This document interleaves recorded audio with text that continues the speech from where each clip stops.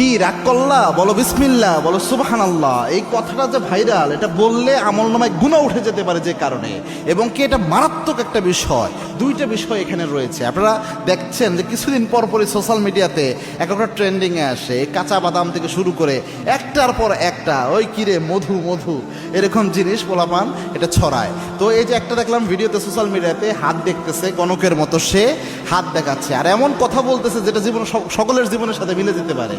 আর দেখার পরে বলতেছে যে ঠিক কি না, ওই ছেলে বলতেছে ঠিক। কি রাগ করলা, কয় না, কয় বলো বিসমিল্লাহ, বলো সুবহানাল্লাহ। এখানে প্রথম যে বিষয়টা হয়, রসুলের একটা হাদিস জানেন, আল্লাহর হাবিব সাল্লাল্লাহু আলাইহি ওয়াসাল্লাম জানিয়েছেন, আবু হুরায়রার বর্ণনা, মান আতা কাহিনান, কোনো ব্যক্তি যদি গণকের কাছে যায়, গণকের কাছে যে হাত দেখায়, আল্লাহর হাবিব জানিয়েছেন যাওয়ার সাথে সাথে 40 দিনের আমল বাতিল হয়।